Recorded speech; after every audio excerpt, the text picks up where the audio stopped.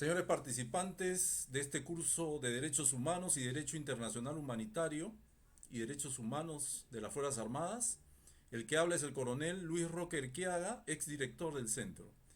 Tengo a cargo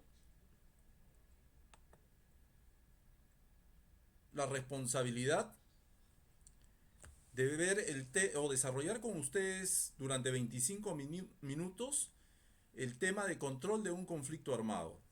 Es un tema importante bajo un tema más que todo sobre la responsabilidad que tienen los estados.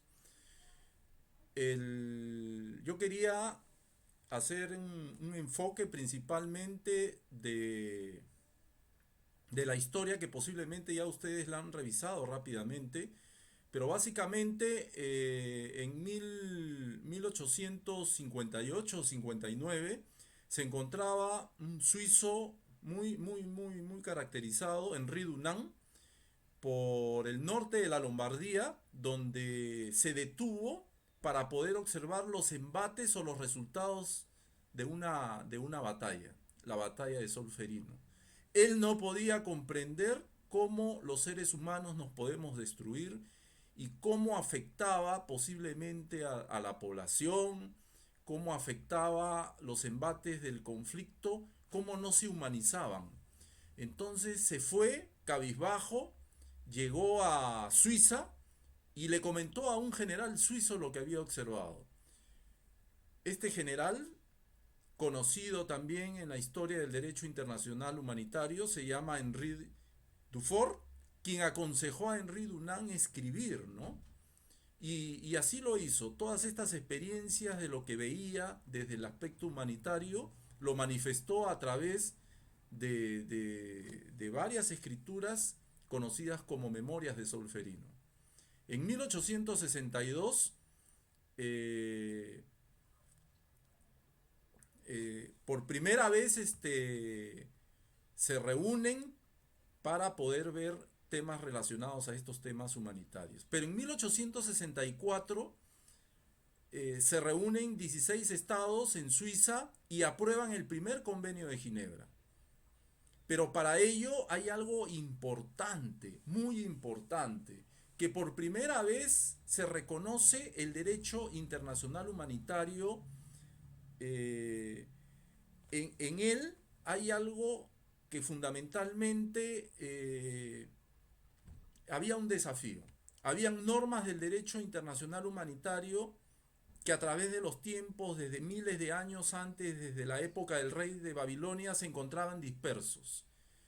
Eh, y a partir de este primer convenio de Ginebra se comienzan a compilar estas leyes de la guerra, estas normas que se encontraban fragmentadas a través del primer convenio de Ginebra, que era proteger a los miembros de las Fuerzas Armadas en campaña que se encontraban heridos, ¿no?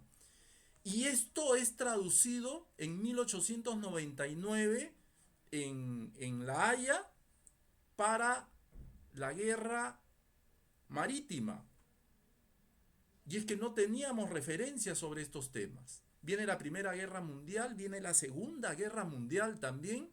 Nacen los convenios de Ginebra en el año 49, que se encontraban ya por pulirse, que estaban dentro ya de la visión de la necesidad de la fuerza para poder legitimarse a través de... Viene la Guerra Fría y la mirada de los conflictos armados internacionales o la visión de los conflictos armados internacionales dio una mirada a conflictos internos y se traducen a través del protocolo del nacimiento en el 77 de los protocolos adicionales, ¿no? El primero que amplía un poco más la esfera internacional y el protocolo adicional 2 que habla de conflictos armados internos. Viene la ex Yugoslavia, los problemas de la ex Yugoslavia, los abusos en la ex Yugoslavia y comienza a querer eh, salir nuevamente una Corte Penal Internacional. Para la ex Yugoslavia se crean tribunales ad hoc para subsidiar justicia en un Estado que era incapaz de poder manifestar justicia dentro de sus conciudadanos. Eso implica y originó de que en el año 98 se justifique la creación de la Corte Penal Internacional a través de su elemento constitutivo, el Estatuto de Roma. Entonces esto genera toda estos criterios que he volcado, esta línea del tiempo. Cuando un Estado firma los tratados internacionales, origina de que estos se vuelven vinculantes, o sea, estos tratados están en el nivel de la Constitución y estos tienen que ser adaptados a los códigos procesales nacionales. O sea, no se puede invocar el orden interno para poder subvertir o no cumplir estas instancias en materia de derecho internacional humanitario y en materia de derechos humanos. Vamos a ver lo que es control de un conflicto armado. Y el control de un conflicto armado visa la evolución del conflicto, el inicio de un conflicto armado, desde un inicio tradicional como era antes, una declaratoria de guerra, a un inicio moderno, que usted no necesita la respuesta del otro Estado si es que ya usted está ocupando territorio. Escalada de un conflicto, evolución del conflicto que se manifiesta a través de estos caracteres. Hay ocasiones en que voy a correr porque el tiempo no me lo va a permitir. Y existe una fase decreciente del conflicto. Señores, este tema vamos a abordarlo en 3 etapas, en 3 momentos importantes. Las medidas preparatorias en tiempo de paz, que son fundamentales, es necesario poder conculcar. Estas medidas preparatorias en tiempo de paz, que arguyen medidas legislativas, ejecutivas y administrativas. Y luego viene la gestión durante un conflicto armado, que tiene como determinante las medidas estratégicas, ejecutivas y administrativas. Y luego vienen las medidas tras un conflicto armado. No necesariamente en un contexto de conflicto armado internacional, sino también no internacional. Medidas preparatorias en tiempo de paz. Tenemos medidas estratégicas y administrativas. Dentro de ello, lo más importante, el Estado tiene que tomar conocimiento de las obligaciones contraídas los tratados internacionales y ante un eventual conflicto tiene que garantizar que la fuerza sea capacitada en lo que implica la aplicación del derecho internacional humanitario. Asimismo, se pueden ver medidas preventivas. Siempre los estados, siempre los gobernantes deben observar criterios más que todo de paz. Siempre evitar el conflicto. Cuando hemos tenido, acuérdense, el problema limítrofe marítimo con nuestro hermano país de Chile, normalmente algunos medios de comunicación impulsan a nuestras autoridades a ponerle cierto condimento a las noticias. Sin embargo, hay que ser prudentes con nuestros puntos de vista. Sin embargo, hay gestión apropiada para la crisis, categorías de acciones, por ejemplo, negociaciones directas entre los estados. Estamos hablando del nivel o las responsabilidades del Estado. Hay cooperación de intermediarios que ofrecen sus buenos oficios para la solución de controversias. Asimismo, solución por mediación de terceros, arbitrajes del Tribunal Internacional. Ojo, tenemos el caso peruano, valga la redundancia, cuando tuvimos el problema con Chile y tuvimos que llevarlo a una instancia internacional. Y la finalidad siempre es asumir una política apropiada lejos del conflicto. Las medidas de ejecución y administrativas son las que están a cargo del Estado para disponer de medidas legislativas nacionales para garantizar el derecho internacional humanitario. Por ejemplo, en el caso peruano, tiene un sector defensa, tiene un Ministerio de Justicia que enrolan o enarbolan los derechos humanos en el caso del Ministerio de Justicia y en el Ministerio de Defensa, el derecho internacional humanitario y los derechos humanos. Asimismo, dice de que se debe remitir al Estado Federal Suizo todos nuestros reglamentos o manuales ante un eventual conflicto que garanticen o legitimen de que nosotros hemos estado promoviendo la difusión de los derechos humanos y el derecho internacional humanitario, cosa que así se viene haciendo con el Centro de Derecho Internacional Humanitario, con una directiva que tienen las Fuerzas Armadas que ha sido emanada por la más alta dirección del Ministerio de Defensa para estandarizar la educación en el sector defensa, en los 3 institutos armados. No se olviden que los elementos que interfieren en la conducta para modificar la conducta durante las operaciones militares está integrada por doctrina, por educación, por entrenamiento y equipamiento y por sanciones disciplinarias para corregir y enmendar conductas inapropiadas que vayan en contra de estos 2 ejes fundamentales. Tenemos la formación de personal en DIH, por ejemplo, que ya hemos hablado sobre el tema. Tenemos que designar asesores jurídicos operacionales. Asimismo, tenemos una serie de medidas de ejecución administrativas que son pertinentes. Asimismo, tenemos UNESCO, también considerada un registro internacional de bienes culturales, que hoy en las operaciones militares, tanto en conflictos internacionales o no internacionales, es pertinente. Dentro de ello se determinarán eventuales apoyos de las sociedades internacionales de la Cruz Roja. No confundir el Comité Internacional de la Cruz Roja con la Cruz Roja Nacional, por favor. Los prisioneros de guerra también recibirán tarjetas de identidad y actuarán en consonancia con la ONI, que ya les voy a explicar qué significa esta Oficina Nacional de Información. También medidas de ejecución administrativas, visa el empleo de tarjetas y placas de identidad, y ahí está también una de las razones por las cuales desde que somos cadetes o alumnos ya tenemos placas de identidad, ¿no? Vamos a ver por qué es importante. Y la colocación de distintivos en los campos de prisioneros de guerra, siempre en los techos, para evitar confusión en ataques aéreos hacia objetivos terrestres.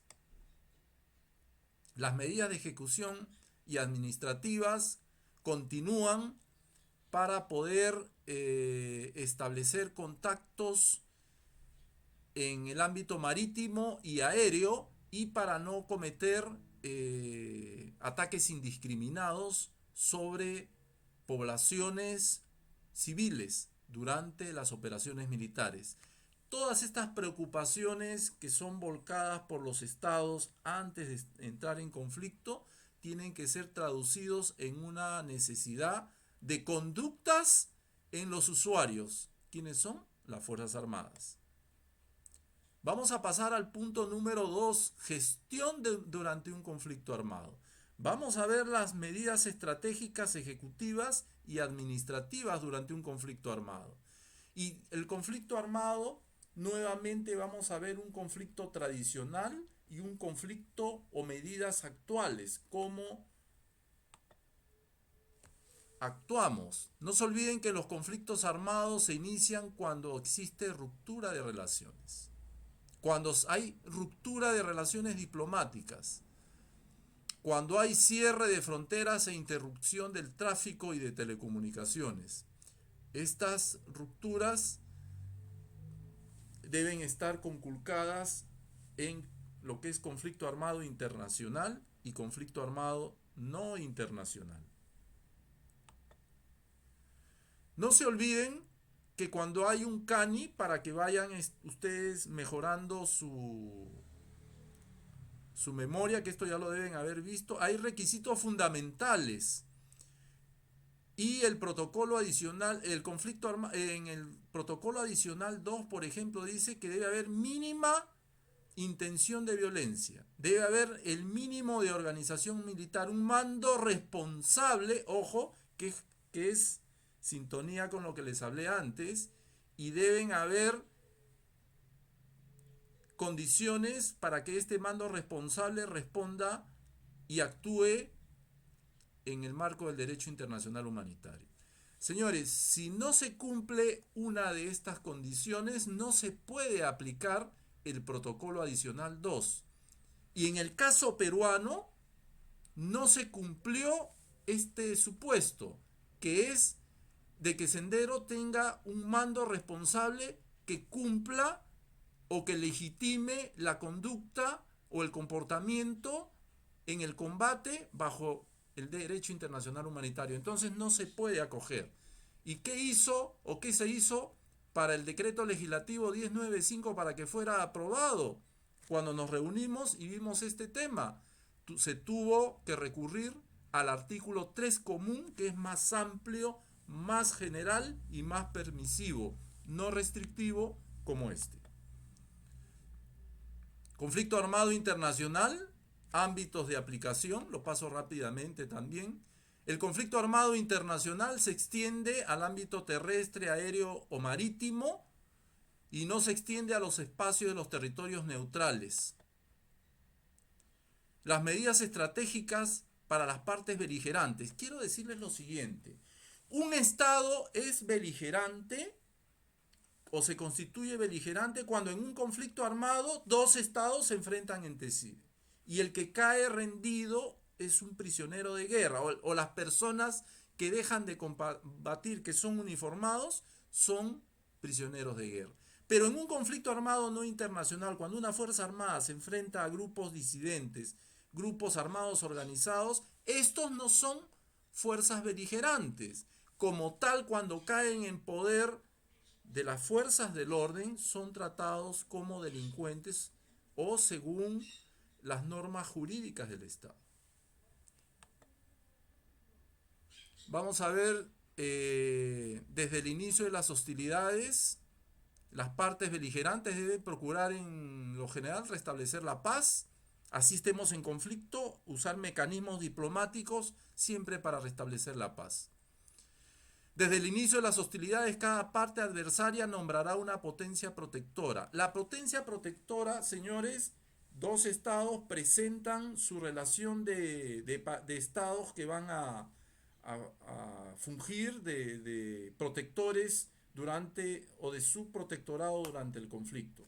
Ojo, señores, que la función de la potencia protectora es supervisar que se apliquen las normas del derecho internacional humanitario y derechos humanos, valga la redundancia, en los campos de prisioneros de guerra, en los campos de refugiados, cuando hay evacuación de prisioneros de guerra, que se realice hacia las retaguardias inmediatas lo más rápido posible y que no se queden en interrogatorios que pueden causar la muerte de las personas.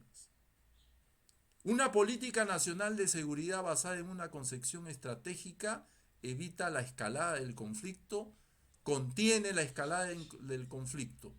Y aquí, para que ustedes internalicen este criterio, en cuanto no haya claramente un CANI en un estado, como existe en Paraguay, donde tuve la oportunidad de asistir para poder acompañar o acompasar los criterios para redactar una norma jurídica que proteja al soldado en la intervención. Las partes adversarias pueden discutir en cuanto a la calificación jurídica del mismo.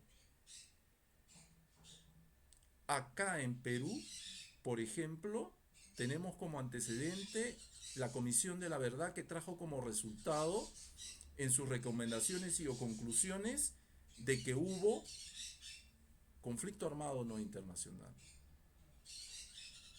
La Corte Interamericana, para dictar sentencia sobre el caso Chavín de Huántar, por ejemplo, determinó de que para poder analizar el derecho internacional humanitario, que no es su competencia, para delimitar su jurisdicción, tuvo que apelar a resultados o recomendaciones de la Comisión de la Verdad. ¿Por qué? Porque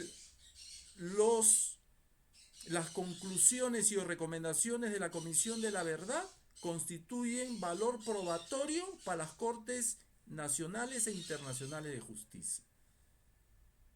¿Y esto por qué fue importante?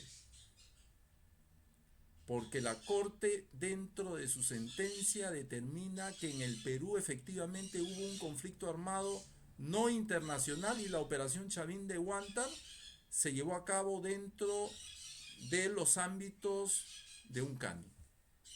Entonces es importante determinar que los estados puedan decir, ¿hay CANI o no hay CANI?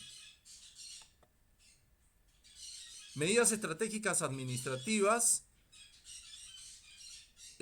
Siempre dentro de esto se concertarán acuerdos especiales entre las partes. La asistencia humanitaria es fundamental en estos niveles, pero siempre con aprobación del Estado.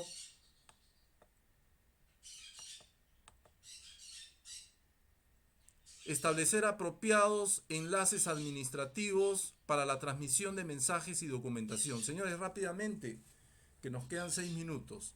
Existe, ojo, los estados tienen la obligación, cuando se apertura el conflicto, de establecer una oficina nacional de información con oficinas adelantadas, con escalones adelantados en los campos de internados civiles, en los campos de refugiados, en los campos de prisioneros de guerra, con el fin de obtener información de muertos, heridos, constituirse como puentes para enviar mensajes a las familias que pueden estar en el territorio o fuera del territorio. Los campos de refugiados tienen personas que son turistas, personas que están de paso, están varadas, y esta Oficina Nacional de Información tiene que dar esta información a la ACB, a la Agencia Central de Búsqueda, que es operada por la Cruz Roja Internacional, para difundirla internacionalmente. No se olviden de eso. La potencia protectora tiene como misión, y hemos hablado de esto, visitar y controlar campos de prisioneros de guerra, campos de internados civiles, de refugiados, controlar si es necesario emprender gestiones en caso de civiles extranjeros, prisioneros de guerra, verificar condiciones de aprovisionamiento, etcétera, etcétera. Señores, la potencia protectora, pregunta, en el caso de un conflicto armado no internacional, ¿se da? Sí. ¿Cómo, señor? ¿Cómo, mi coronel? Acuérdense que la Cruz Roja cumple esta función. Y el Estado, cuando hay conflicto armado internacional, la Cruz Roja Internacional no requiere autorización para intervenir, para monitorear. Pero en conflictos no internacionales sí solicita el permiso al Estado para intervenir. En el caso peruano sí tiene autorización y funge de potencia protectora para monitorear. En el caso peruano, en el BRAE. Medidas tras un conflicto armado. Es importante caracterizar el fin de las hostilidades, tanto en el ámbito internacional como no internacional. En el caso de un CANI, ¿cómo, coronel? Mire, tenemos el acuerdo de post-conflicto de Colombia con la FARC. Y es un buen momento para poder analizar este tema. Y viene un DDR, un desarme, una desmovilización y una reinserción de estos grupos organizados a la sociedad. Y esto es un planeamiento que demora, y viene una justicia transicional para poder iniciar y curar, restablecer los tejidos sociales que han sido afectados por estos enfrentamientos. ¿Cómo habrá sucedido en Perú? Son mecanismos para que ustedes puedan considerar. En el ámbito de conflicto armado internacional, es pertinente también decirles de que existen planeamientos. ¿Por qué? Porque el derecho internacional humanitario no termina cuando se capitula o cuando hay fin de hostilidades. El derecho internacional humanitario tiene una proyección posterior. ¿Por qué continúa? Porque hay que repatriar, hay que recoger minas y son tareas, son ámbitos de aplicación del derecho internacional humanitario. Restablecer las condiciones normales de convivencia de la población.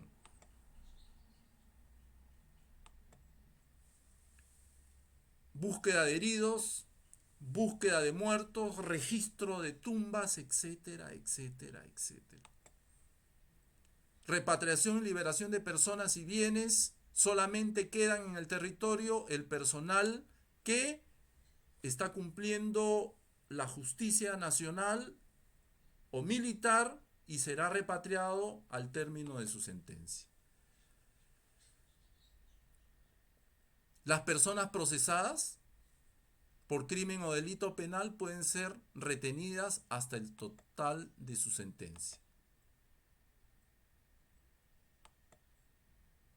Señores, este es un tema muy amplio que hemos tratado de concentrarlo en 25 minutos. No se olviden de acudir a nuestro Frédéric Moulinet sobre el derecho de la guerra.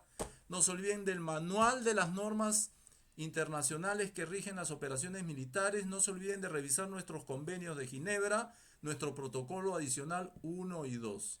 Si ustedes no lo hacen, no van a atender nada de estos cursos, no van a saber nada del derecho internacional humanitario, no van a saber nada de respeto a los derechos humanos. Agradezco a todos su atención y estaremos próximamente en otras academias.